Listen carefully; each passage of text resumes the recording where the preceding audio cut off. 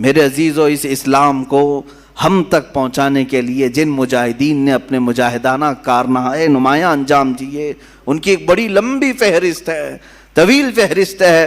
آج جو تم سکون کے ساتھ مسجدوں میں نمازیں ادا کر پاتے ہو، یا پھر تمہارے گھروں میں آج دین اسلام کی جو بہاریں ہیں، ان کے پیچھے قربانیوں کی ایک لمبی قطار ہے، قربانیوں کی ایک بہت لمبی فہرست ہے۔ رسول مختار صلی اللہ تعالی علیہ وسلم کے وہ صحابہ جن کی زندگیوں کو دیکھے مشقتوں کا سامنا، مصیبتوں کا سامنا جو کرنا پڑا، یہ کربلا کے بیانات میں ہونا ضرور چاہیے، جہاں ہم حسین اعظم کے مجاہدانہ کردار کو بیان کرتے ہیں، ساتھ ہی رسول پاک کے دیگر جانثار صحابہ کی جہاد کو بھی ہم بیان کرتے ہیں، ان کے مجاہدانہ کردار کو بھی ہم بیان کرتے ہیں۔ اس کی وجہ یہ ہے کہ میرے عزیزو، صحابہ اکرام اور اہل بیت ہمارے لیے دونوں ہی عظمت کے حامل ہیں، اور ان دونوں کے ساتھ ہی ہم جنت کے طلبگار ہیں۔ میرے آقا صلی اللہ تعالی علیہ وسلم کے یہ چند صحابہ جن کے کردار کی متعلق میں عرض کر رہا ہوں، اے نوجوانوں، وہ معاشرہ کیسا تھا جس میں باپ اور بیٹا اس بات پر لڑ رہے ہیں کہ کل بدر میں مجھے جانا ہے کہ تم کو جانا ہے۔ کوئی کھیل کے گراؤنڈ میں نہیں جا رہے تھے، بدر کے میدان میں، مدینے سے 160 کلومیٹر کی دوری ہے۔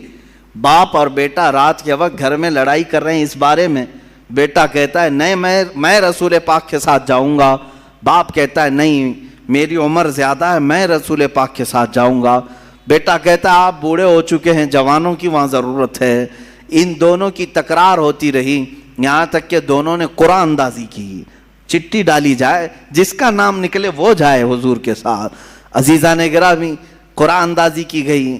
ایک بار جب چٹھی ڈالی گئی تو اس جوان کا نام آیا، دوسری بار ڈالی گئی پھر اس کا نام آیا، تیسری بار ڈالی گئی پھر اس کا نام آیا۔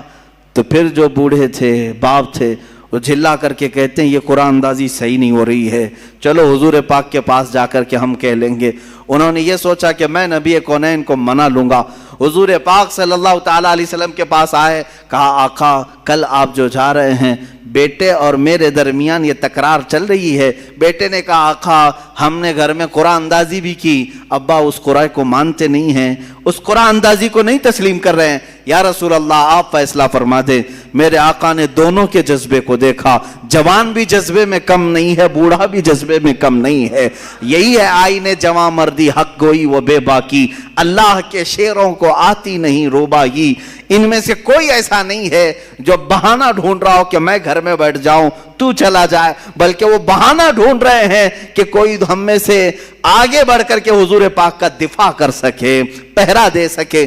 رسول پاک صلی اللہ تعالی علیہ وسلم نے ان دونوں میں دیکھ کر کے پھر جو بزرگ تھے، صحابی تھے، ان سے کہا آپ گھر پر رہیں، گھر پر رہنے کی اگر ضرورت ہے تو آپ اپنے جوان بیٹے کو ہمارے ساتھ بھیج دیں۔ میرے آقا کا یہ فیصلہ آنا تھا، اس کے بعد تو پھر کسی کو پر مارنے کی بھی جسارت نہیں ہوتی، لیکن جانتے ہیں وہ منظر کیسا ہے جب وہ بوڑھے صحابی دھاڑے مار کر روتے ہوئے گھر واپس آئے۔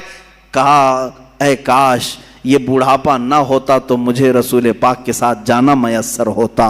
اے میرے عزیزو، یہاں لوگ ہیلے بہانے کرتے ہیں اور بہت سارے بہانے تلاش کرتے ہیں کہ کوئی عذر تو آ جائے، مجھے باہر نکلنا نہ پڑے، مجھے حضور پاک کی بارگاہ میں دفاع کرنے کے کام میں چھٹی مل جائے۔ جیسے لوگ کہتے ہیں نہیں مولانا ابھی یہ حالات ہیں، میری وہ نوکری ہے فلاں، میری وہ حالات ہیں فلاں کے ساتھ ہمارے تعلقات ہیں، بولیں گے تو بڑا مسئلہ ہو جائے گا۔ ایک صاحب ہم سے کہنے لگے پارٹی ہائی کمان ہمیں نکال دے گی۔